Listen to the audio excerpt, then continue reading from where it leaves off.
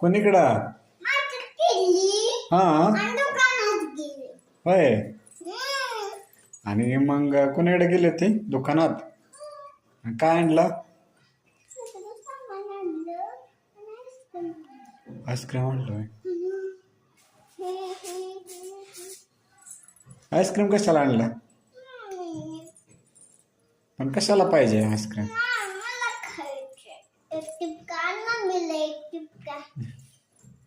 आणि कोणी सांगितलं होतं आणायला आईस्क्रीम?